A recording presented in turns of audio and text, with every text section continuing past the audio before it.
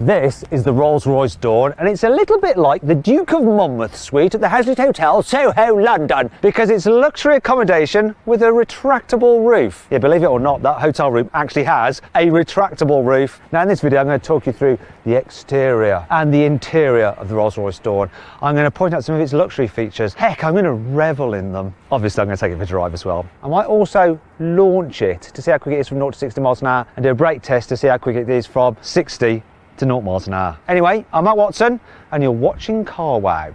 Buying a new car? Then head to Carwow and my team will help you find your next car at a fair price. Carwow, your one-stop car buying comparison site. Let's start this video by talking about the design. Now, the Dawn is effectively a convertible version of the Wraith. However, according to Rolls-Royce, 80% of the body panels are new. For instance, the grille on the Wraith, it is flush, but on the Dawn, it is recessed. Now, I might look at this car and go, shouldn't it have a chrome grille? Well, this is actually the Black Badge edition. And Black Badge model gets these black parts and black Spirit of Ecstasy that you can have in carbon fibre if you want. Black here on the huge bonnet and black bits down there. Apparently, Black Badge is aimed at younger buyers. Not sure how much younger, but younger by some amount.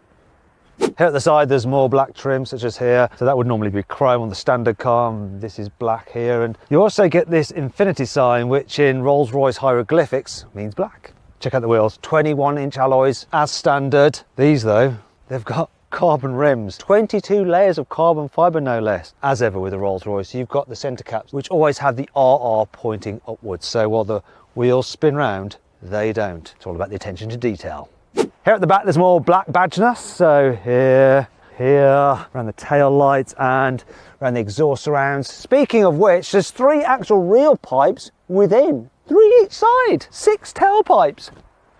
Here on the inside, this Dawn is absolutely gorgeous. So the quality is quite frankly second to none. Everything feels, oh, gorgeous to touch. So much shiny metally stuff. It's all got a nice weight to it.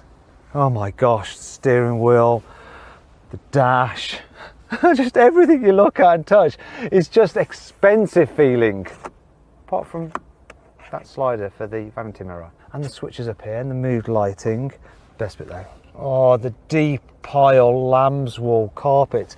In fact, I just don't want to put my feet on them and dirty them. The metal trim down here in the door inlay, it's just insane. The toggle switches like that for the lights, I love it all. The dials, analog dials. I'm not so sure about this bit, the digital strip beneath them. It's a bit of a weird design. Do you know what's also a shame? That infotainment system. It's like the old BMW iDrive. That's because it is the old BMW iDrive. It's not even a touchscreen. Storage wise. Oh, here's another thing that's betraying this car's age. Look, what's this for? This old mobile phone holder. The glove box, oh, it's lined with felt. It's just so unique, this car. And the seats are so gorgeous, and of course they're fully electric, but they're just so super comfortable. Let's check out the back seats if you want to give someone a lift. Did you hear that? I've got to point this out. This car has the coolest sounding warning bongs and chimes. You don't mind them. It's like someone's playing a harp. I didn't do it then.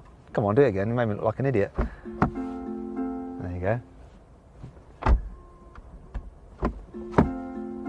You get the idea, don't you? Anyway, oh, let's get into the back. So, oh, even this.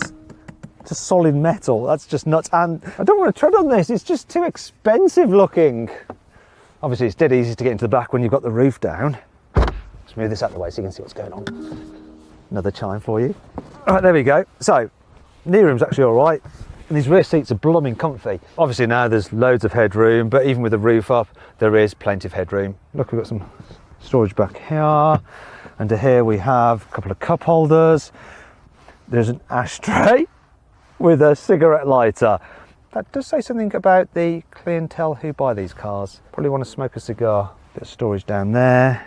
Heated seat control. Oh yeah, that's warm in my bottom, which is handy because it's cold now. While the Dawn is good for carrying passengers, it's not so good for carrying their luggage because the boot is rather small. The capacity is actually just 295 litres, which is the same as a Ford Fiesta. So I guess if you own one of these, you've probably got a whole fleet of other cars and you just get your staff to come along with you in a support car to carry your luggage. In fact, if you click on the pop-out banner up there, I'll follow the link in the description, you can see what I would think would be an ideal support car for someone who's driving a Dawn. Anyway, that brings me on to 5 annoying things about this Rolls-Royce. Rolls-Royces famously have a lovely umbrella there in the doors. It's handy on a day like today where it could rain.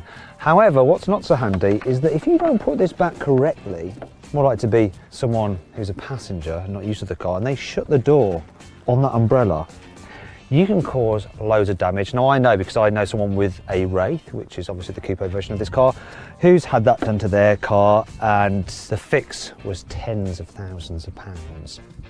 When you're driving with the roof down, you get lots of sunlight flickering away in the shiny bits of trim, such as this chrome strip here and the big expansive dash. What bothers me more though is the fact that the huge speaker in the centre of the dash and the heads-up display reflect in the windscreen, and it sort of distracts your view. The definition of the reversing camera is so low. It's like some cheap budget mobile phone, yet this is a super expensive car. What is going on? Also, it doesn't have one of those wash functions, so you get road grime over it and you have to get out and clean it yourself. And you end up with a dirty finger. Oh, and look at this, while I'm having a whinge. For this surround view camera, you'll notice that the colour of the car that you see here doesn't quite match the paint of the colour of the car you paid for. This optional aero cowling looks really cool because it turns the car into a two-seater. But what happens if you head to the Polo and you suddenly spot your old uni chums, Theodore, Tarquin and Barnaby? What ho, chaps! And they're a bit squiffy and they need a lift home. You're going to have to remove this, but you can't do it yourself. You're going to need to enlist the help of 2 plebs because it takes 2 people. So come on, plebs, remove it. Finally, that's done. I can give everyone a lift home, though I now have to leave this behind. Maybe one of you plebs can just bring this to my estate later. The Dawn has some luxurious doors.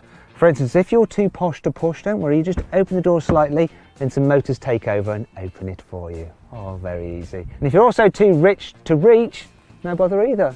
There's a button here, you just press it and the motors just shut the door for you. Now you might be thinking, what happens if you open the car in a tight parking space? Surely you're just going to smash into some other car. Well, don't worry, the doors have some proximity sensors in them and then it stops the motors opening it into another car. However, I've just noticed that if you park on a slight slope, because the door's so heavy, those motors can't quite stop it opening into something. Look, I'll illustrate now, get someone to just walk in there and pretend to be a car. Just open it, there we go. Don't hit them. Oh no. Another thing that's a bit annoying is this, look. While you can press a button to shut it when you're on the inside, it'd be good if you could press a button and it will shut automatically on the outside, but no, you actually have to do this. Oh gosh. First world problems or what? It's not all negative though. Here's 5 good things about this car. See this stripe down the side of the car? It's an optional extra. It's actually called a coach line and it's painted by one man and he does it by hand. So there's only one person at Rolls that can do this. It's so precise and exact. And in the rare event that he cocks it up, they end up having to respray the entire car and start again. They are that exacting over at Rolls-Royce. The car's gearbox works in conjunction with the satellite navigation and you can tell when you're approaching a junction or a bend and it will change gears accordingly.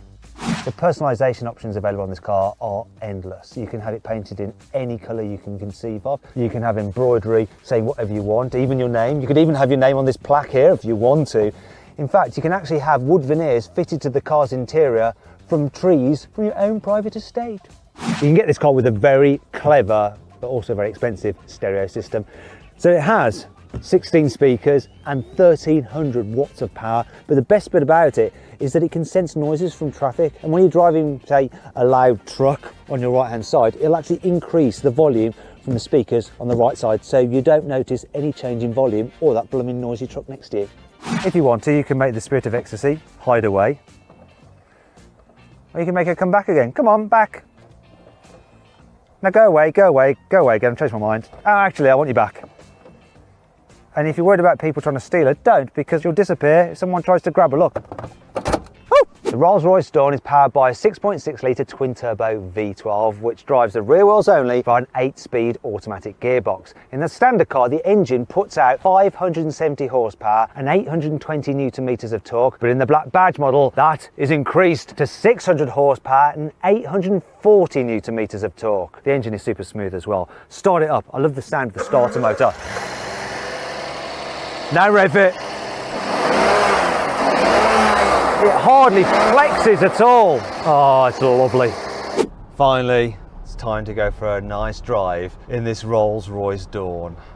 And it's just, oh, it's so nice. Oh, the way this thing glides over bumps, you get this super special feeling of just being on like a cloud of air. It's so glorious. Oh, I mean, it's such a cliche to say it's like you're flying, but it sort of is. Obviously air suspension, and you do feel like you're just floating on air. The slightest bumps are just ironed out, and bigger ones, just a mild vibration through your buttocks.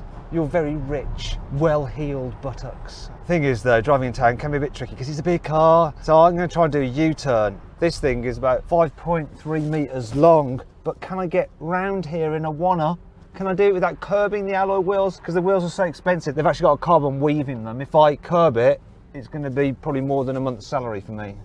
Oh, look, I did it in one. Oh, there's no need to stress in the Rolls-Royce Dawn. The way you steer it as well, just gently with your fingertips.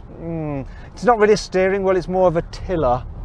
It's so glorious. One thing I noticed with this car though, because it's the convertible being the Dawn, you do get a little bit of shimmy to the steering wheel over bumps, because obviously it's not got a roof like the Wraith has, and so the body's not so stiff, so it does flex ever so slightly. But you don't mind, because everything's all soft and squidgy and super comfortable. I don't really want to go quick in this car. You just want to cruise about, just enjoying the unrivaled comfort, and it is unrivaled. But you know what? This is the Black Badge version of the Dawn, which means it's supposedly sportier than the standard car. For instance, it's got low on the gear selector there, which means the car will hold a gear. That's the only like sporty mode that you have on the Black Badge that separates it. So now it's going to hold a gear and be a bit more fruity. It also has a sports exhaust, this apparently, for more of a waffle. But I still don't want to drive it quickly.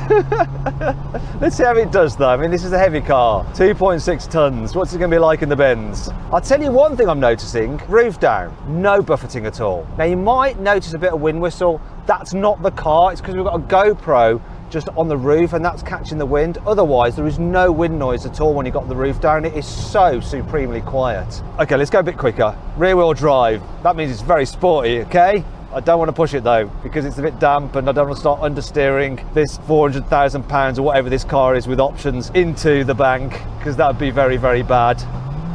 Ooh, the engine can hustle this thing along though, but then you can floor it and it takes off. Oh, I want to be gentle with it. It pitches its nose up like a big powerboat and then just drives you forward. I mean, it doesn't have like the sporty feeling as something like a Bentley Continental GT convertible. And if you want to see my full in-depth video review of that car, click on the pop-out banner up there. But this is different. This is just even more luxurious, even more comfortable. Dare I say, even more special. This is the twisty road section and I haven't pushed the car at all. This is not a car that makes you really want to thrash it. In fact, it doesn't even have a rev count. It has this power reserve. So it shows how much power you've got in reserve rather than how many engine revs you're doing. Oh, it's also very civilized. Wait a minute, I've realised I've just been driving along with my spirit of ecstasy hidden away. Raise up! Raise me up! That's better. I've been having a tough day today actually. Lots of things going on, but this car has just relaxed me. Do you know what? I think it's time to put the roof up and try this car out on the motorway. I want to see what it's like with the roof up. Now I can do it when I'm driving along at speeds of up to 30 miles an hour, so I don't have to pull over. Yes, come on. It's not the quickest mechanism, but that's because it's such an expansive, huge soft top. There we go. All good. Now let's head to the motorway. I'm just going to put my foot down. Ooh, you get quite a good noise from the engine on the inside when you accelerate hard. I think I'm going to come out of low gear though. I just want to be a bit more chilled. Don't need to hold the gear. It's very quiet in here for a soft top. You wouldn't know it was a soft top. It really is just chill, quiet, well insulated. Got all the double glazing, so much soundproofing. Oh yes, my stress levels have evaporated. It actually has a fair turn of speed, this car, but you don't really notice it because it's all just so calm and serene. I could definitely get used to this. It's like doing mindfulness driving this thing, just obviously a lot more expensive. Finally then, let's launch the car. So this Dawn is supposed to do 0 to 60 in 4.9 seconds, but I'm going to see for myself with my specialist timing gear. So I'm going to launch it now. Come on, hold on the brake.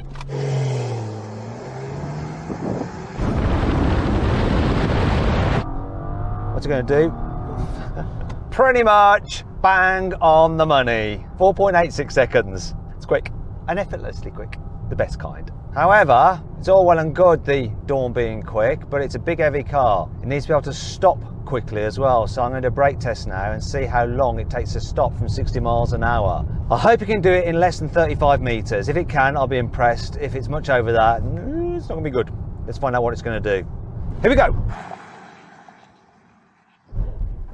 What did it do it in? Come on, be less than 35 meters. 32 meters, that's incredible stopping power. Wow, this car's got it all going on.